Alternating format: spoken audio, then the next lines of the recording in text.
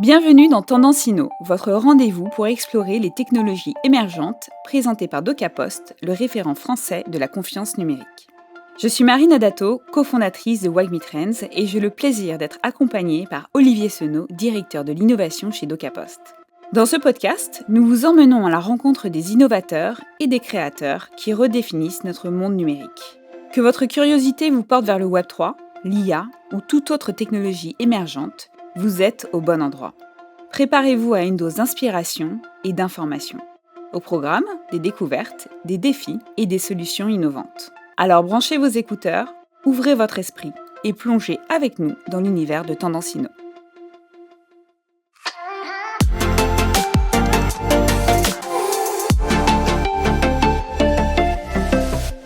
L'entrepreneuriat est en pleine mutation. Chaque jour, nous voyons apparaître des modèles innovants qui réinventent notre façon de travailler et de créer.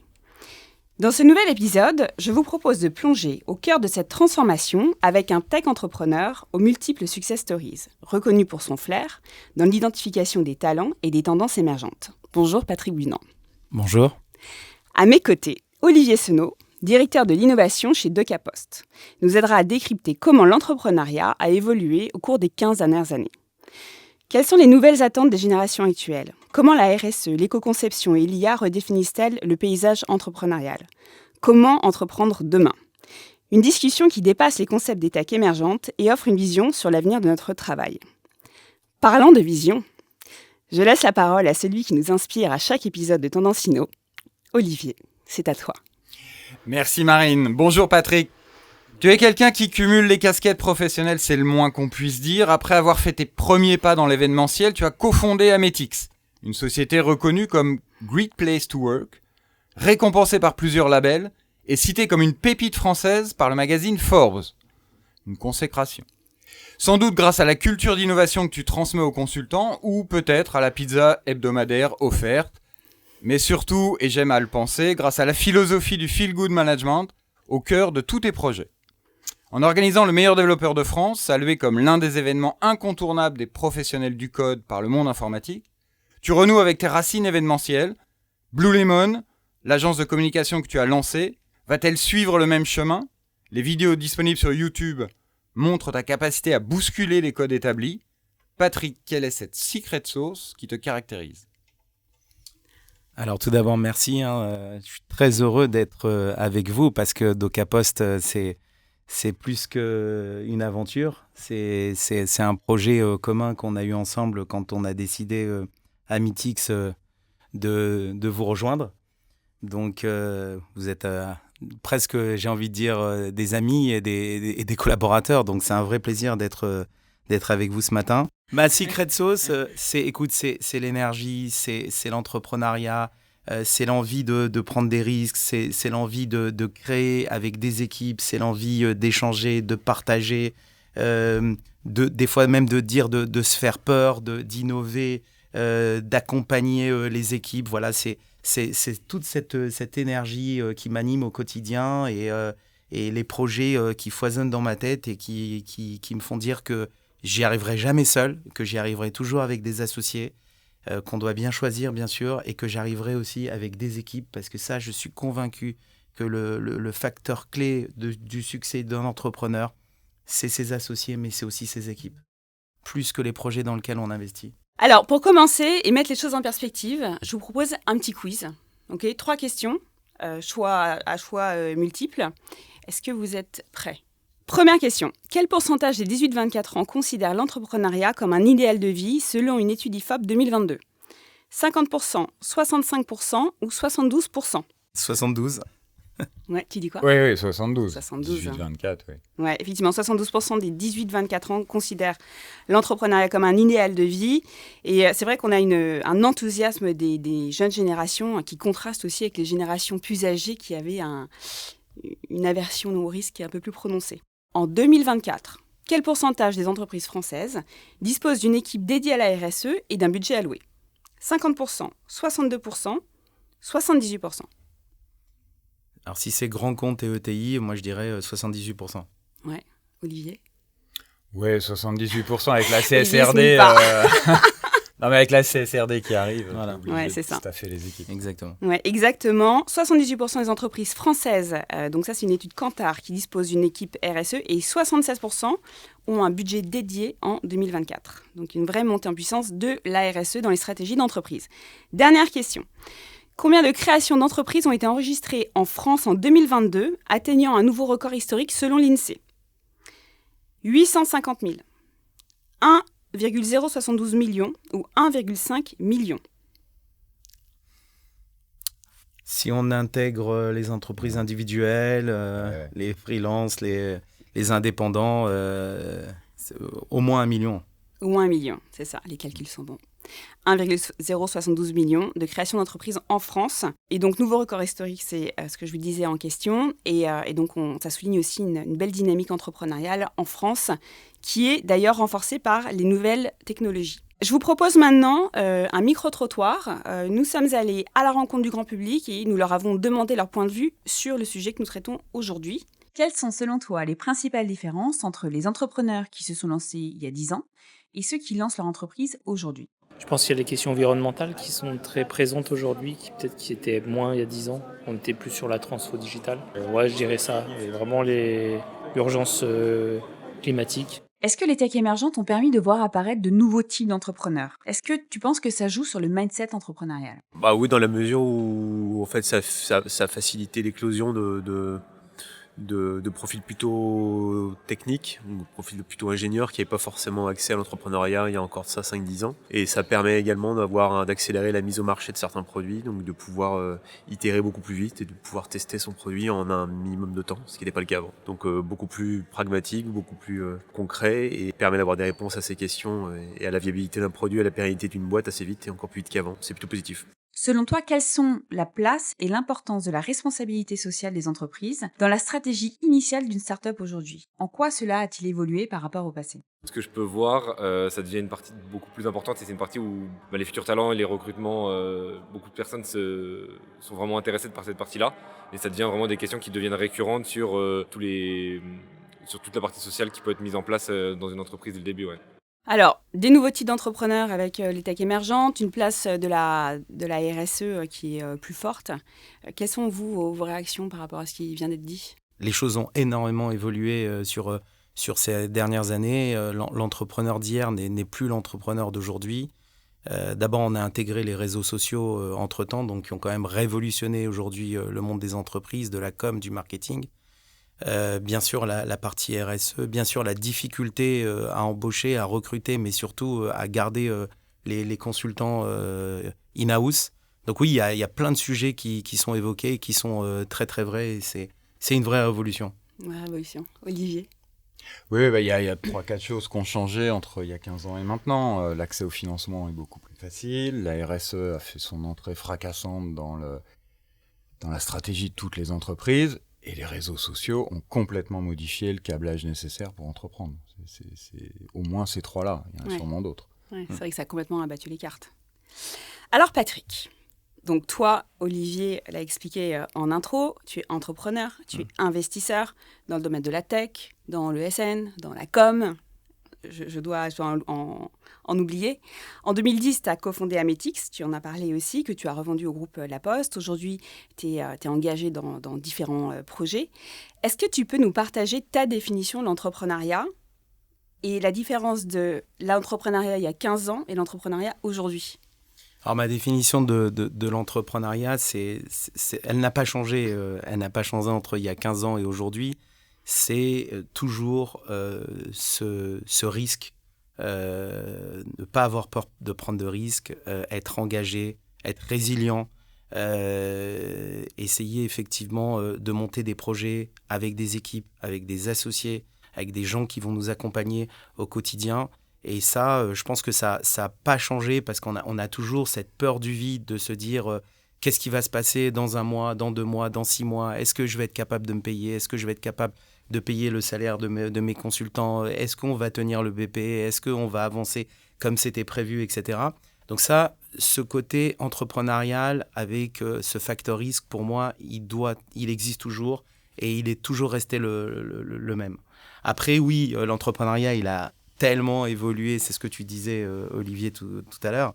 Il a tellement évolué entre il y a 15 ans et aujourd'hui, c'est plus du tout la même chose, c'est plus du tout le même mindset. Aujourd'hui, on a cette nouvelle génération d'entrepreneurs, elle est incroyable parce que ils n'ont pas fini leurs études, qui sont déjà entrepreneurs à la sortie des cours, entre 2 cours. Ils travaillent sur leur start-up. Ils sont très exigeants envers eux-mêmes. Ils ont une feuille de route qui est très tracée, que ce soit à titre professionnel, mais même à titre perso, c'est juste incroyable. Ils sont aidés aujourd'hui par les technologies émergentes. Ils ont un accès très rapide et très facile aux informations. Ils ont accès effectivement à des mentors beaucoup plus facilement qu'il y a 15 ans. Avant, il y a 15 ans, quand tu voulais rencontrer un grand patron, il fallait des mois avant de le rencontrer. Il fallait une opportunité, il fallait une super intro. Aujourd'hui, les entrepreneurs sont devenus mentors. Ils sont beaucoup plus accessibles, ils sont beaucoup plus ouverts, ils ont beaucoup plus de facilité à échanger. Et puis, on a toute l'information aujourd'hui sur l'intelligence artificielle qui te dit exactement comment tu peux monter un produit, lancer un service, il va t'aider à faire ton BP, etc. Après, tout ça, toutes ces informations, elles sont formidables, mais c'est l'exécution qui est importante. Oui, c'est ça. Parce que c'est ce que tu disais en préambule, c'est l'humain aussi, c'est bien s'entourer et s'entourer des personnes qui savent mettre en place. Exactement. Alors après, on est dans l'humain. Alors là, il n'y a plus de métriques, il n'y a plus de stats. C'est de l'humain, c'est pas une science exacte. Donc effectivement, savoir s'entourer, ça c'est quelque chose de très très important. Et moi, j'ai toujours mis beaucoup d'importance sur l'humain, sur les équipes, parce que quel bonheur d'arriver le matin avec des collaborateurs où tu es heureux de les rencontrer. Moi, il y a quelque chose que je trouve fascinant, c'est que quand on rentre à la maison, on devrait être concentré sur sa famille. Et pourtant, le soir, quand on est dans le lit, au lieu de parler à sa femme ou de se détendre, on continue à parler sur WhatsApp avec des collaborateurs. Et là, tu te dis, waouh, ils sont super engagés. Ils nous invitent à leurs anniversaires. On est avec eux. Et en fait, c'est juste ça qui est génial. C'est ce plaisir de pouvoir effectivement échanger avec des collaborateurs, avoir vraiment ce côté très très proche avec des associés où on va créer un projet d'abord parce qu'on doit prendre du plaisir, parce qu'on doit s'amuser et après parce qu'effectivement on doit suivre une feuille de route. Et selon toi, en fait, c'est cette évolution, parce qu'on parlait aussi tout à l'heure de l'aversion au risque que pouvaient avoir les anciennes générations. Aujourd'hui, tu le disais, ils sont encore en études et ils créent leur start-up. Et souvent, les projets de fin d'études deviennent des boîtes derrière. Qu'est-ce qui fait qu'ils sont devenus comme ça? Qu'est-ce qui fait qu'ils sont devenus tellement entrepreneurs? Il y a aussi autre chose, c'est qu'aujourd'hui, on se rend compte que les nouvelles générations, ils sont en mode « je veux réussir ma vie » avant de réussir dans la vie. Et donc, ce côté entrepreneurial, ça va avec cette espèce de liberté. Comment on a switché en 15 ans où un entrepreneur, c'était presque une bête rare. Ouais. C'était quelqu'un, on disait, mais il est fou, il rentre droit dans le mur, il n'a pas la sécurité de l'emploi, on le regardait presque comme une bête noire. On était enfermés d'ailleurs dans des bureaux, on n'avait pas d'open space, et on était très seuls, très seuls.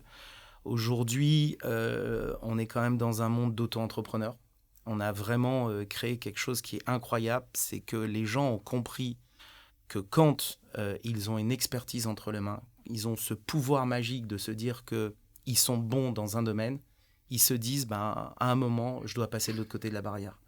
Et en fait, le switch, il est très rapide. Aujourd'hui, on est même presque plus étonné quand on voit quelqu'un qui est très bon dire, moi, je vais aller travailler dans un grand groupe. C'est vrai. C'est surprenant. Oui. C'est surprenant, alors qu'avant, c'était l'inverse. Quand on était bon, on se disait, je vais prendre un super poste dans une boîte, un jour, je prendrai la place du président, etc. Non, maintenant, c'est l'inverse. En fait, les bons, ils se disent, non, en fait, il faut que j'aille monter une boîte. Ou alors, s'ils ne se le disent pas, à un moment, ils seront tellement poussés par des entrepreneurs, ils auront tellement d'offres sur la table qu'ils se diront, ok, c'est le moment, j'ai compris, je vais avoir une qualité peut-être de vie et de travail qui sera différente, je serai mon propre patron, je vais gagner plus d'argent, je vais créer un projet et j'y vais. Et en fait, ce côté risque, il va être effectivement absorbé par des associés qui vont le pousser à devenir entrepreneur. Et en fait, ce monde, il a vraiment changé. Ce dont il faut faire attention, et c'est ce que je vois dans cette nouvelle génération, c'est ce côté impatience. Ouais. Ils veulent tout de suite. C'est vraiment des enfants gâtés. Ils veulent réussir tout de suite. Ils veulent avancer des fois trop vite. Et ça, c'est dangereux. Et ça, moi, je le dis, il faut toujours avancer avec beaucoup d'humilité.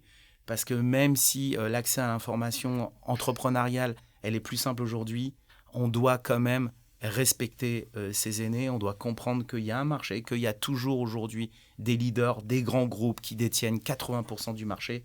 Et ces gens-là, il faut malgré tout les respecter et avancer avec beaucoup d'humilité. Il y a eu une grosse évolution des mentalités aussi. Être entrepreneur aujourd'hui n'est plus considéré comme un pet au casque, quoi. Ouais. Et une autre évolution, c'est le rapport à l'argent a changé aussi. Être entrepreneur et gagner beaucoup d'argent, c'est quasi une normalité aujourd'hui.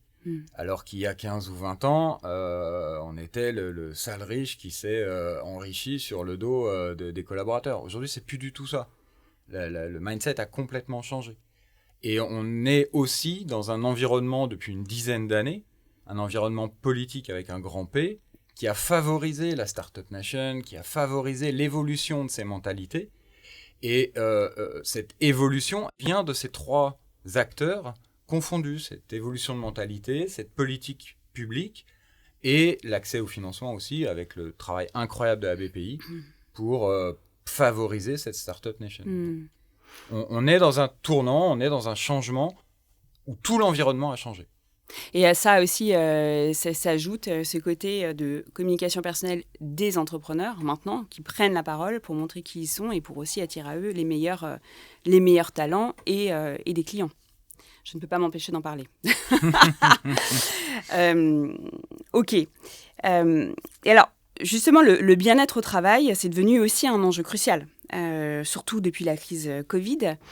Comment est-ce que, selon toi, selon vous, les entrepreneurs peuvent travailler avec ces enjeux au quotidien ? Parce que ça aussi, c'est une évolution de mentalité, de se dire, aujourd'hui, le remote, c'est possible. Néanmoins, c'est quand même un enjeu pour un entrepreneur. Pour moi, le bien-être, ça devrait être quelque chose de naturel. Tu vois, c'est quand tu rentres à la maison, tu es avec ta femme et tes enfants. Si tu n'es pas heureux, c'est qu'il y a un problème.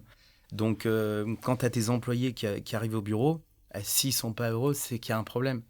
Donc, ça devrait être quelque chose de naturel. Après, effectivement, aujourd'hui, on a bien compris, on est convaincu que depuis le Covid, effectivement, il faut instaurer du télétravail, que l'employé, il faut faire en sorte, effectivement, qu'il ait les meilleures conditions de travail pour être épanoui et pour apporter, effectivement, de la valeur à l'entreprise.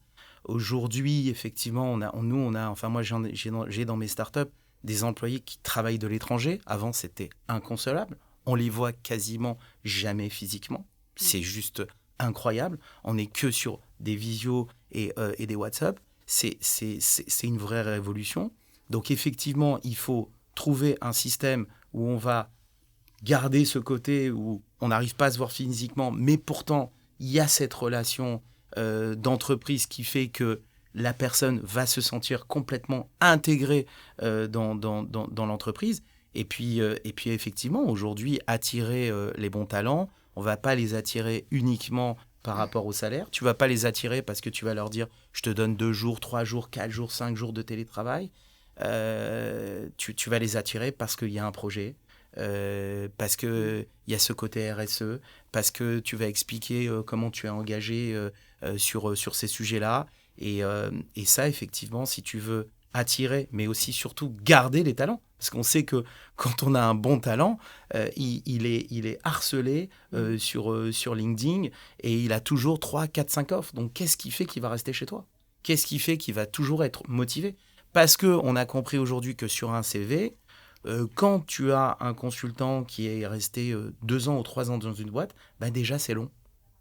Déjà, c'est long. Avant, on se disait il a quitté sa boîte au bout de 5 ans, tiens, il y a peut-être une alerte, il faut qu'on fasse une prise de référence. Non, aujourd'hui, les jeunes, ils aiment bouger, ils aiment évoluer, ils sont très sollicités.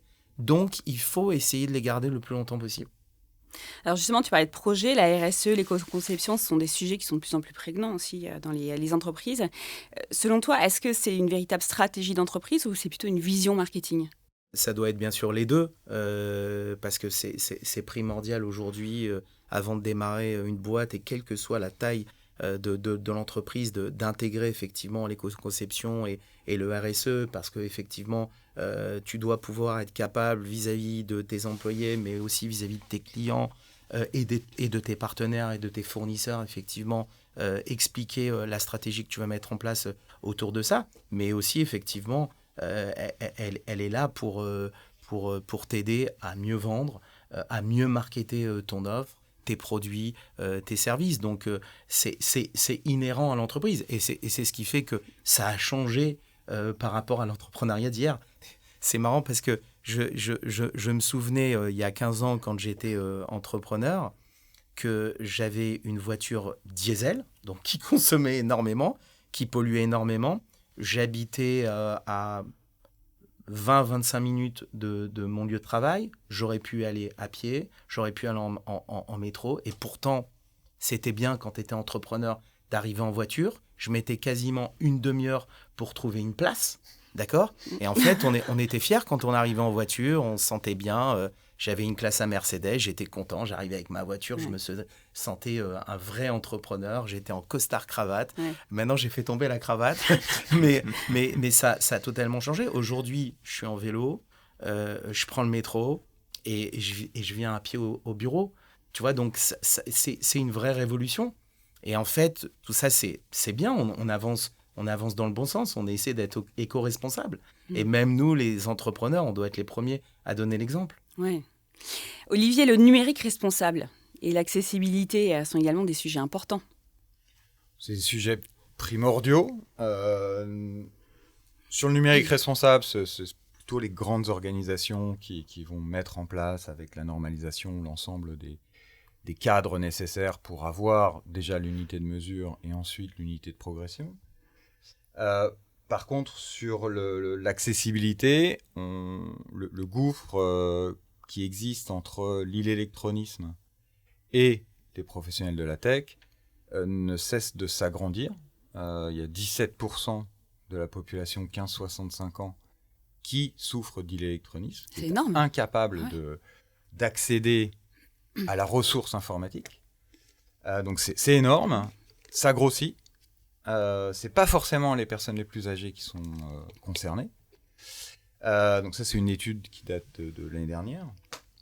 Donc oui, l'accessibilité, c'est un point important, puisque c'est 17% du marché, si on switch du côté entrepreneuriat. Ouais. Et tout le monde travaille sur ces questions d'accessibilité, d'ergonomie, du X, du Y.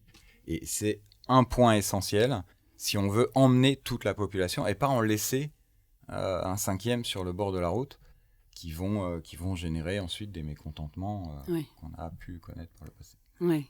Et Patrick, comment est-ce que tu vois l'évolution justement de ces enjeux dans l'entrepreneuriat ? C'est très important effectivement d'embarquer l'ensemble de la population, parce qu'il y a des révolutions, ça y est, on est en plein dans des nouvelles révolutions autour de l'intelligence artificielle, peut-être qu'on va en parler tout à l'heure. Ouais. Mais effectivement, il y a un vrai enjeu de formation, d'accompagnement, et comme tu dis, de laisser personne sur le bord de la route, parce que les choses s'accélèrent, et ça pourrait être très inquiétant, parce qu'on voit des collaborateurs qui ont peur, d'autres collaborateurs qui sont réfractaires, et ceux-là, il va falloir les accompagner pour pas qu'ils aient le sentiment, mais d'être has-been et de plus faire le job.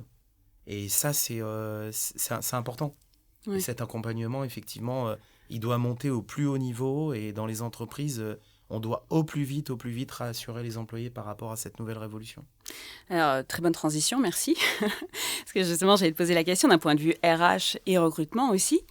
Quel rôle jouent ces sujets aujourd'hui pour des collaborateurs ? Déjà ceux qui sont en place, donc tu disais, ils ont peur d'être has-been, mais aussi pour ceux qu'on va recruter. Alors c'est déjà pour les employés qui sont déjà en place.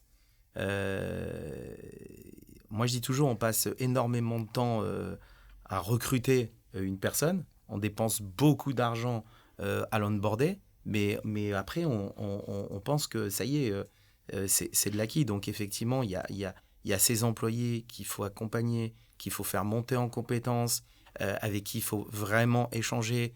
Il faut mettre en place, on l'a vu durant le Covid, des cellules psychologiques.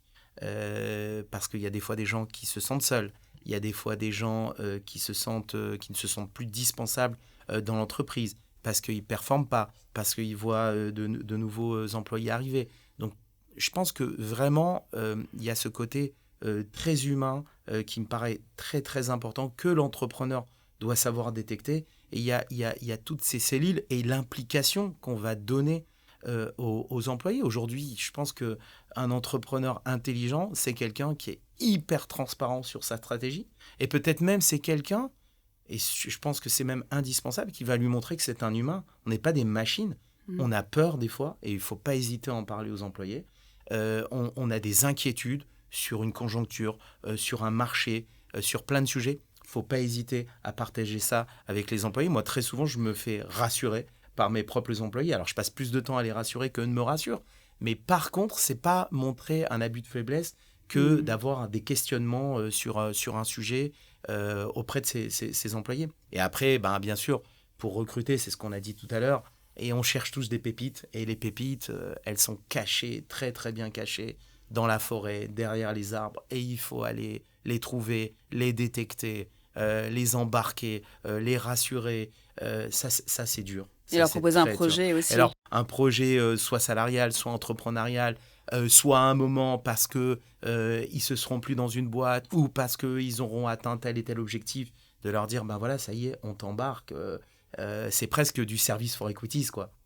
Et ça, je trouve que c'est génial. C'est comme ça qu'on arrive à tenir des employés et à aller chasser les bonnes personnes. C'est intéressant, ça, le service for equities, du coup, des collaborateurs. Ouais. En fait, on le faisait avec des entreprises stratégiques avec qui on avait un intérêt économique. Et je pense que le service for equities, il doit être tourné vers l'employé aujourd'hui. Olivier? Oui, le service for equities, on avait lancé ça il y a quelques années. C'était pas encore tout à fait mûr, mais là, je pense qu'on rentre dans cette période où ça va commencer à être mûr et ça va rentrer dans les mœurs. Oui. Ça, je plus sois évidemment ce type d'initiative. Et l'IA, alors, on en a parlé tout à l'heure. Comment est-ce que l'IA s'intègre dans ces nouvelles visions de l'entrepreneuriat? Waouh! Alors, l'IA, d'abord, j'ai l'expert blockchain et IA à côté de moi. Ouais. Donc, je pense que c'est sur toi, Olivier, qu'il va falloir poser la question. Il a sa question aussi. Parce que lui, c'est le vrai expert. Et bravo pour tout ce que tu fais, Olivier, parce que ça nous permet de mieux comprendre ces mondes qui sont le monde de l'IA et de la blockchain et du Web3. Parce qu'on est dans une vraie révolution. C'est faux de dire que les gens comprennent vraiment ce que c'est l'IA et la blockchain. Il y en a très peu des gens comme toi. Non, je t'ai plus. Et voilà, et il faut avancer avec beaucoup d'humilité. C'est une vraie révolution qui est en train d'arriver. Une vraie révolution. Et je vais te donner un exemple, c'est fou. Je prends, j'ai un de mes meilleurs amis, il me dit, mon fils a besoin de faire un stage de 2 mois. Première année d'école de commerce. D'accord? Il arrive, donc je le prends, il arrive et je lui dis, qu'est-ce que je vais lui donner à faire? Et j'avais besoin de faire une présentation. Je lui dis, regarde là, tu vas m'aider, tu vas aller sur PowerPoint, tu vas me faire une présentation, une 30aine de slides, voilà les sujets, tac, tac, tac. Bon, si tu peux me faire ça d'ici 48 heures, ça serait vraiment génial. Il part, il s'assoit, et au bout de vraiment 45 minutes, il revient me voir, c'était il y a 1 an et demi. Et il revient me voir, il me dit, ça y est, j'ai fini. Je lui dis, t'as pas compris, tu as des questions à poser? Il me dit, non, j'ai fini. Donc, on n'est pas sur PowerPoint, on est sur Canva. Il a utilisé donc ChatGPT. Et il me sort effectivement mes 30 slides. Et là, tu te dis, mais qu'est-ce qui se passe, quoi? Mes collaborateurs, il leur aurait fallu 48 heures pour réfléchir, brainstormer, sortir ce PowerPoint. Et là, tu as, j'allais dire, un gamin de 19 ans qui est en première année d'école de commerce, qui sait parfaitement utiliser ChatGPT, qui sait utiliser tous les outils pour travailler l'image, la vidéo, etc. Et là, tu prends une claque dans la tête parce que tu te dis, en fait, ils viennent faire gagner 48 heures de coût salarial à la boîte. Et en fait, ce petit jeune de 19 ans, il nous a formés il y a 1 an et demi, moi et mes équipes, comment on utilise ChatGPT, comment on utilise l'IA, qu'est-ce que ça nous permet de gagner. Donc, tu vois, c'est une vraie révolution. Parce qu'effectivement, cette génération-là, elle est déjà plongée depuis, entre guillemets, le jeune âge, puisqu'ils sont dans les réseaux sociaux, et ils ont vu évoluer ce système d'IA, cette compréhension, cette automatisation, cette manière de poser des questions à l'IA, à l'information, etc. Donc la révolution de l'IA et la révolution de la blockchain, c'est une révolution qui, dans les 5 prochaines années, vont effectivement bouleverser l'organisation des entreprises. Mais je te laisse la parole parce que c'est toi l'expert. Non, mais je vais dire la même chose. Le point, c'est que je pense que personne n'est vraiment au fait de l'ampleur de la révolution qu'apporte l'IA. C'est colossal. On le voit au travers de ton exemple. On le voit au travers des exemples plus B2B de mise en application de l'IA, notamment l'IA générative. On le voit avec les nouvelles versions qui arrivent. Les historiens du futur parleront de 2024, enfin de 2022-2025, comme la période de transition vers l'IA. Comme on parle aujourd'hui de la période 95-99, de la période de transition vers Internet. Et on voit que ça va très très vite. L'ampleur de la révolution est colossale. Ça va tout changer. Ça ne va pas remplacer les humains. Ça il faut vraiment, je le martèle à chaque fois, mais par contre, les humains qui ne comprendront pas comment fonctionne l'IA et comment l'utiliser, comment fonctionne l'IA, ça n'a aucun intérêt. Par contre, comment l'utiliser, ça c'est essentiel. Comment avoir suffisamment de recul par rapport à l'IA pour bien l'utiliser, ça c'est essentiel. Et ceux qui n'utilisent pas l'IA, effectivement, vont se retrouver derrière ceux qui utilisent l'IA. Et l'exemple des 48 heures est flagrant dans la moitié des métiers de nos sociétés occidentales.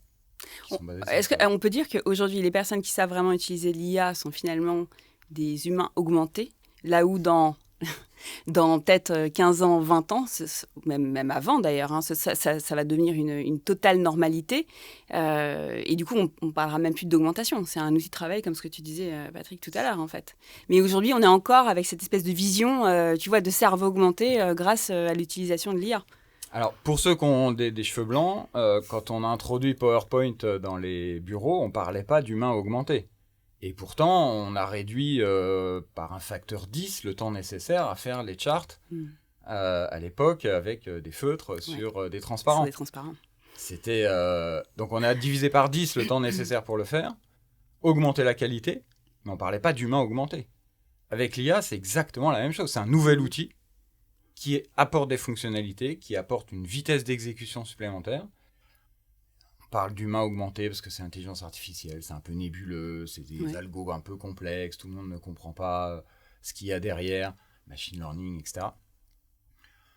Peu importe, dans 1 an, 2 ans, on ne parlera plus d'augmentation. Celui qui ne l'utilise pas, il sera en dehors du game. C'est ma vision, et je sais qu'elle est partagée par d'autres. Mais c'est, à mon avis, comme ça qu'il faut l'appréhender. Et alors justement, l'IA, quelle est sa place dans la transition vers un numérique responsable, selon toi, Olivier ? Alors, on est entre deux. Parce que l'IA consomme énormément de ressources. Ça va s'arrêter fin 2024. Là, on va passer sur du SLM qui va SLM, qu'est-ce que ça veut dire pour ceux qui ne savent pas ? Small Language Model. C'est du LLM, mais version tiny. Okay.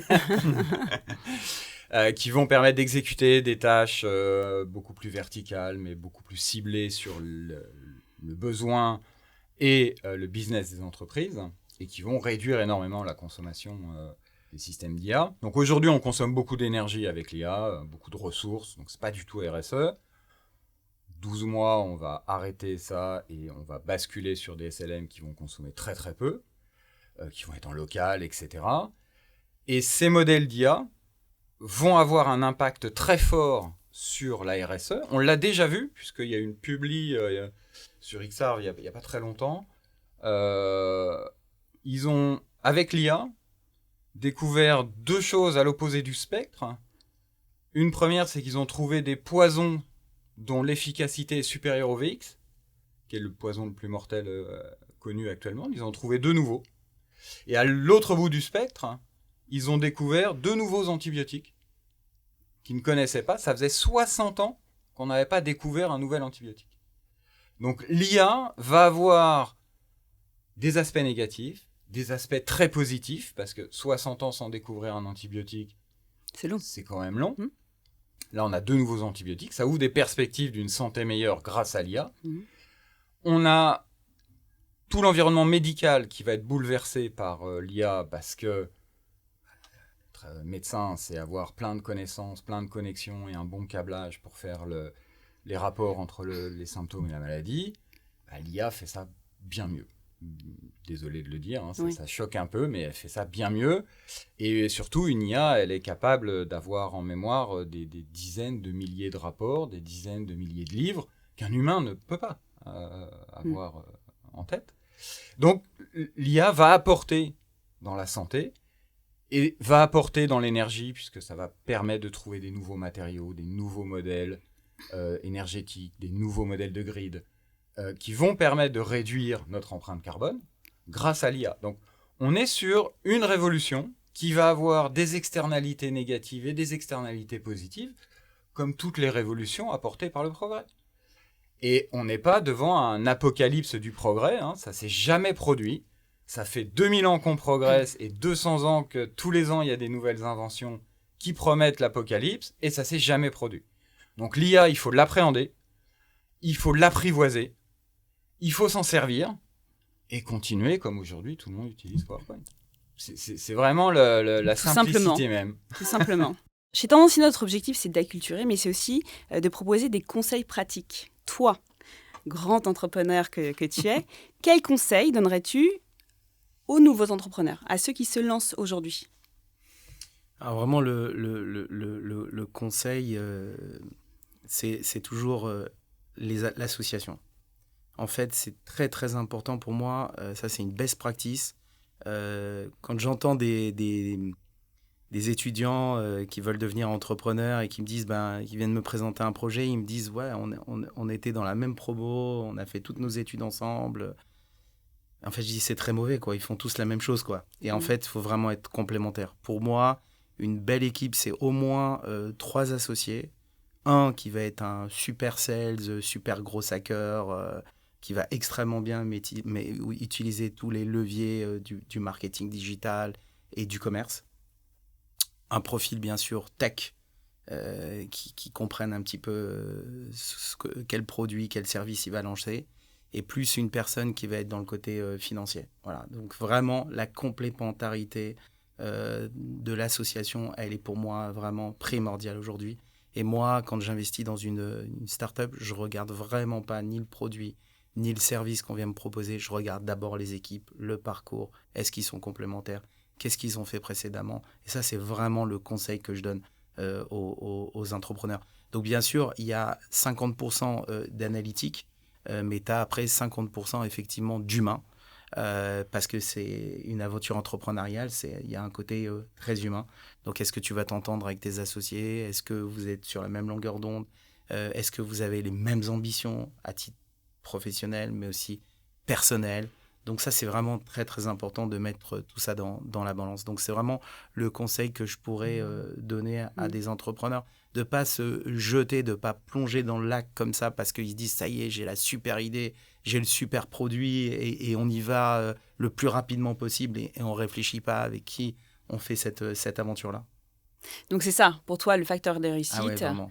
C'est bien choisir, bien structurer, qui fait quoi. Mais alors, si on ne les connaît pas, ces gens-là, comment on fait? C'est ce que je te dis, il y a 50% d'humain, donc ça, c'est ta capacité effectivement à réussir, à te projeter et te dire, tiens, cette personne, je peux vraiment faire un bout de chemin avec lui, on a les mêmes valeurs, on a la même approche entrepreneuriale, on a la même approche business, etc. Tu sais, des fois, quand tu pars en vacances, tu te retrouves comme ça au bord de la plage à discuter avec quelqu'un que tu connais pas et d'un coup, tu te dis au bout de 15 minutes, mais celui-là, ça pourrait devenir mon meilleur ami. Ouais. Et en fait, tu rentres à Paris et puis ça y est, tu commences à l'inviter à la maison, etc. Et ça peut devenir ton meilleur ami parce que justement, tu as senti que vous aviez les mêmes valeurs, les mêmes approches.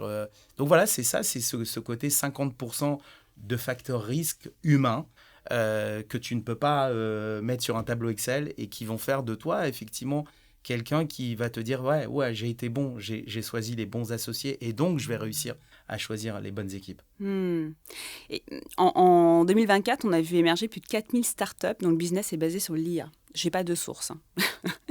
Est-ce qu'il y a encore de la place ? Est-ce que justement cette méthode de se dire je choisis bien mon équipe, il y a une opportunité aujourd'hui avec l'IA parce que tu peux faire énormément de produits, il y a beaucoup de produits SaaS qui sortent avec l'IA. Est-ce que c'est possible en fait ? Est-ce qu'on peut vraiment sortir du lot avec tous ces gens qui se lancent en même temps ? Et c'est ce qu'a dit Olivier, c'est une révolution. Là, on parle c'est la planète qui va utiliser l'IA. Ouais. C'est la planète entière. Donc, c'est pas 4000 startups qu'il va falloir, c'est, je sais pas, 4 millions, 400 millions, j'en sais rien. C'est plus Olivier qui le dira, mais c'est à l'infini. Les besoins vont être juste énormes. Rien que déjà, les besoins en formation, pour former, comme a dit Olivier, tous ces gens aujourd'hui qui ont peur de l'IA, certains même qui sont réfractaires. Je lisais une analyse au niveau, par exemple, des développeurs. Tu as déjà 50% des développeurs qui utilisent l'IA aujourd'hui, 30% qui veulent être formés pour savoir mieux coder plus rapidement, et 20% qui sont réfractaires. Donc, tu vois, il y a déjà 50% rien que des équipes techniques. Pourtant, ils sont dedans. Ils ont la tête dans le guidon. Ils sont au fait des sujets de l'IA. Et pourtant, tu as déjà 50% des gens qu'il va falloir former. Donc, tu imagines le travail colossal d'acculturation des entreprises sur... je parle du service. Je ne te parle même pas des produits. Après, Olivier, je ne sais pas ce que tu en penses. Ce qui est effrayant à nouveau, c'est de voir la valorisation pour moi, illogique. Illogique, peut-être que je ne la comprends pas, parce que je ne maîtrise pas comme Olivier le sujet, mais la valorisation illogique de certaines boîtes, je ne donnerai pas le nom, d'une cinquantaine de personnes qui sont déjà valorisées en milliards de dollars, qui ont émergé il y a 2-3 ans. Là, moi, j'avais reçu il y a 1 an, pareil, le fils d'un ami, donc 22 ans, il avait fait ses études, en parallèle il avait commencé à monter sa boîte, il était dans la blockchain, il a switché dans l'IA il y a 6 mois et il vient de lever, je donnerai pas son nom mais j'ai beaucoup de respect pour lui, je dis c'est incroyable, même son père m'a dit mais je comprends même pas ce qui se passe, j'arrive même pas à comprendre les chiffres, il vient de lever plus de 200 millions d'euros. Ah oui. Et sur un projet qui a même pas 1 an, et tu te dis mais qu'est-ce qui se passe? Olivier, qu'est-ce que t'en penses? Ouais, qu'est-ce que t'en penses? Ça fait peur? La société dont tu parles, qui a cumulé 1,2 milliard de levées en 2 ans, qui est valorisé 6 milliards aujourd'hui. On parle de la même. On parle de la même, et qui a 0 € de chiffre d'affaires.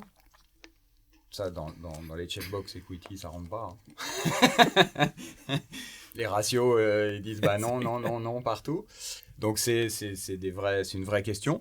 On l'a vu sur la bulle Internet. En 99, il suffisait de dire Internet et puis on levait des millions. On l'a vu un peu sur la bulle NFT, Web3. Ça a été beaucoup plus court. Donc là, on peut imaginer que ça soit encore plus court parce que, au bout d'un moment, les investisseurs comprennent. C'est ça. Qui sont dans une bulle. Voilà. Ensuite, oui, il faudra énormément de startups. Pour revenir sur la complémentarité de l'équipe, sur les checkbox en equity, c'est 50% de la note, la composition de l'équipe.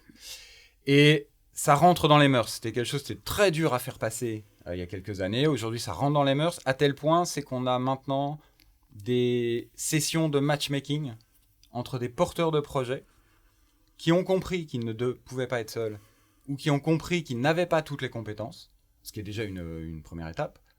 Et on fait des speed dates avec des gens qui viennent compléter l'équipe avec des profils qui n'ont rien à voir. Alors ça se fait beaucoup dans la deep tech, pas encore beaucoup sur de la tech ou de la high tech standard, mais ça arrive, ça va venir. Ça montre une évolution. L'entrepreneur n'y va plus tout seul en ayant l'impression qu'il a le savoir intégral. Il prend conscience qu'il a un savoir vertical et il faut qu'il s'entoure d'un financier, d'un commercial pour faire grossir sa boîte. Et ça, c'est hyper positif, en espérant que l'avenir continuera à développer ça et que l'environnement futur permettra de continuer à développer ce type de matchmaking. Mais ça, c'est peut-être aussi une nouvelle idée de boîte J'adore. basée Tout à sur fait. l'IA. J'avais sur posé la le question, matchmaking, justement, ouais. C'est une Ça super... n'existe pas entrepreneurs. aujourd'hui? Ça existe, si. Enfin, moi, je suis dans 3 ou 4 organisations de matchmaking pour. Non, mais une boîte, un justement SaaS apprécier. ou tu vois un. Il n'y a pas un encore Tinder, de SaaS. Pour Tinder l'instant, de le l'entrepreneur. Tinder de l'entrepreneuriat, je ne sais pas si ça existe, peut-être. Tu vois des fois des hackathons Une sur idée. projets où justement les gens partagent des informations et derrière ça devient des Oui. associés parce qu'ils se rendent compte qu'ils ont effectivement des opportunités et une expertise chacun à ramener. Donc ça, je trouve ça génial, j'adore. C'est fantastique. J'adore.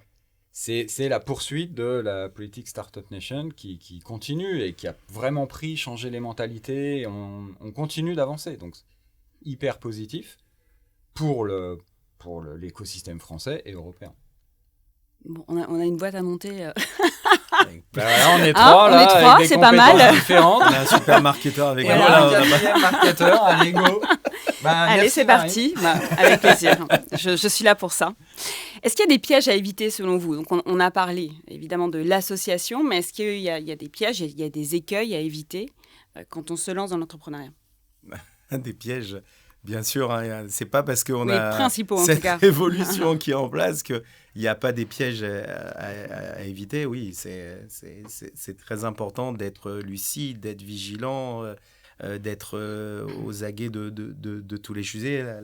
La cybersécurité, c'est un vrai enjeu aujourd'hui au niveau des entreprises. Non, faut pas être un rêveur et croire que tout est devenu facile parce qu'on a des outils IA aujourd'hui qui vont nous construire notre BP et toute notre stratégie. Non, on est quand même dans un monde réel, quoi. Donc, les pièges, ils sont énormes, ils sont vastes. Et ça, c'est cette intelligence des entrepreneurs à faire attention toujours. C'est bien d'être dans le risque, mais le sur-risque aussi, tu peux très vite te brûler les ailes. Donc oui, bien sûr, il y a toujours des pièges. Et ne pas aller trop vite. Ne pas aller trop vite, voilà, c'est cette impatience qui m'effraie au niveau des jeunes qui veulent réussir tout de suite, qui veulent prendre la place des présidents, des CEO, qui veulent rentrer trop vite dans les comex, qui veulent gagner de l'argent trop facilement, parce que c'est ça, c'est lever de fonds, ça les fait rêver. Et puis on voit des gens, même sur les réseaux sociaux, des gens qui du jour au lendemain se retrouvent avec des millions d'abonnés, ils ont un pouvoir magique entre les mains. Tout ça, c'est très dangereux, c'est trop néfaste à l'humanité. Et c'est ce qu'on voit. Après, il y a des dérives, il y a des dérives au niveau de la société que même les gouvernements n'arrivent plus à tenir. Et ça, on doit vraiment, vraiment faire attention à ça. Il faut vraiment se calmer, il faut cadrer les choses. Il n'y a pas que l'argent, il n'y a pas que le succès. Il y a un sujet de santé mentale aussi. Il y a un sujet de santé mentale aussi qui est très importante. Et voilà, il faut vraiment être calme, avancer avec humilité. Il faut arrêter de vouloir bouffer le monde. Ça m'inquiète. Ça m'inquiète. Mais par contre, ce qui n'est pas inquiétant, c'est de voir l'énergie de ces nouveaux entrepreneurs, ce qu'ils veulent apporter aujourd'hui. Et ça, c'est beau, c'est intéressant. C'est ce côté-là et le partage. Le partage, vraiment, moi je dis toujours, il y a un retour sur investissement. Il faut arrêter de calculer. Ah tiens, lui, je l'ai aidé, donc je veux un retour sur investissement. Non, la vie, c'est pas comme ça. Au contraire, quand t'aides un jour, tu auras un retour de bâton et il y aura quelqu'un qui t'aidera et qui te permettra d'avancer. Voilà, c'est ça les valeurs d'un entrepreneur. Et puis voilà, moi, il le sait, Olivier, il le sait, Benjamin, quand on a quitté Amitix, on a gardé effectivement des contacts avec l'ensemble de nos employés. On s'est super bien quitté. Aujourd'hui, voilà, je suis assis avec mes amis de DocaPost qui sont restés mes amis. Voilà, c'est ça la fierté, c'est pouvoir se dire waouh, tu tapes toujours dans le dos à tes amis avec qui tu as travaillé depuis longtemps, qui te font toujours confiance. Et ça, c'est génial, c'est la plus belle des satisfactions, quoi. Alors, comment est-ce que l'entrepreneur moderne pourrait se définir? On en a beaucoup parlé. peut-être dans un futur idyllique ou au contraire dans une réalité totalement dystopique. Patrick, chers auditeurs, je vous propose d'ouvrir nos chakras de la réflexion et de plonger dans l'esprit brillant de celui qui voit à travers les évolutions technologiques. Olivier, c'est à toi. Merci Marine, merci pour toutes ces fleurs aussi. L'histoire d'Ametix est exemplaire à plus d'un titre. Elle montre comment un entrepreneur peut réussir à créer une entreprise performante, innovante, mais surtout humaine, en s'adaptant aux évolutions du marché et aux attentes des clients, mais aussi des salariés. Et elle témoigne de la vitalité de l'écosystème de l'entrepreneuriat français. Mais qu'en sera-t-il demain ? Quels sont les défis et les enjeux qui attendent les entrepreneurs du futur ? On en a parlé un petit peu. Quelles sont les clés du succès pour se démarquer ? On en a parlé un peu également. Pour se démarquer dans un monde hyper compétitif, hyper incertain, quelles seront les valeurs, les aspirations qui guideront les nouvelles générations, au-delà de la dualité entre vie professionnelle et vie privée ? Quelles seront leurs aspirations dans cette période de révolution technologique, mais aussi un peu troublée, un peu instable, à l'échelle de la planète. L'IA, puisqu'on en a parlé, il est quasi impossible d'entreprendre sans en saupoudrer un petit peu partout ou le mettre au cœur de toute application. C'est devenu un levier incontournable pour innover, pour optimiser, personnaliser les produits et les services. Les startups qui sauront exploiter le potentiel de l'IA auront un avantage concurrentiel certain, mais elles devront garantir à leurs clients utilisateurs un équilibre complexe entre efficacité, éthique, juridique et sociétale, au sein d'un framework légal de plus en plus contraint, notamment en Europe. Alors, donner du sens, c'est sans doute le terme le plus entendu dans les cercles HR en 2024.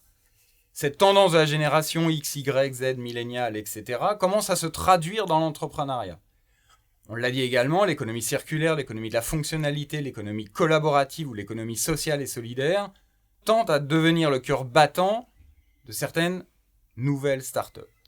Reste à craquer le modèle économique qui n'éloignera pas les créateurs des investisseurs et des fonds nécessaires à toute entreprise pour garantir et s'épanouir dans l'environnement mondial. Toutes ces tendances ne sont pas propres à la France, mais concernent l'ensemble de l'Europe et se complètent par les aspirations personnelles d'équilibre, travail, vie privée ou de géolocalisation de l'activité.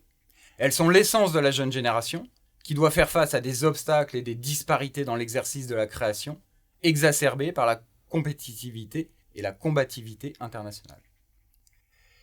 Comme le disait Peter Drucker, qui n'a aucun lien avec le présentateur éponyme, la meilleure façon de prédire l'avenir, c'est de le créer.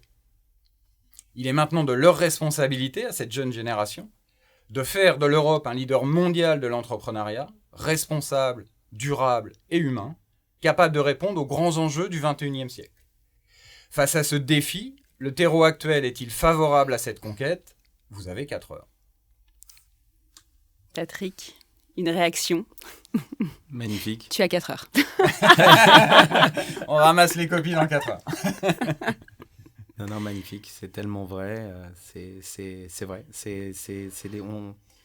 On sort des élections européennes, donc c'est vrai, c'est l'enjeu de l'Europe, effectivement, de pousser tous ces entrepreneurs et surtout d'essayer, nous, en Europe, d'avoir aussi nos GAFA. Et ça, on aura nos GAFA que quand les gouvernements auront compris qu'il faut absolument qu'elles soient derrière ces startups pour en faire des GAFA et pouvoir effectivement tenir la compétition américaine et asiatique qui est très très très forte. Et ça, c'est un vrai enjeu, et tu as eu raison de parler de l'Europe. C'est très important, des gouvernements, et c'est un sujet urgent. Patrick, Olivier, un immense merci d'avoir partagé avec nous votre vision de l'entrepreneuriat moderne. Cet épisode clôt la 4e saison de Tendance Inno. Merci de nous avoir suivis et restez connectés pour découvrir la saison 5 qui s'annonce passionnante. Et moi, je vous dis à bientôt et belle journée. Merci Marine. Et voilà, chers auditeurs, c'est tout pour cet épisode de Tendance Inno. Un grand merci pour votre écoute. Nous espérons que vous avez trouvé cette discussion aussi enrichissante et inspirante que nous. N'oubliez pas de vous abonner pour ne manquer aucun de nos futurs épisodes.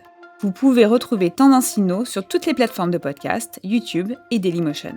Si vous aimez ce podcast, faites-le nous savoir et aidez-nous à le faire connaître grâce à vos commentaires et à vos partages.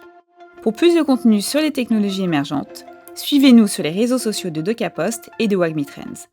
À bientôt pour un nouvel épisode placé sous le signe de la tech, du Web3 et de l'innovation. D'ici là, continuez à explorer, à innover et à créer.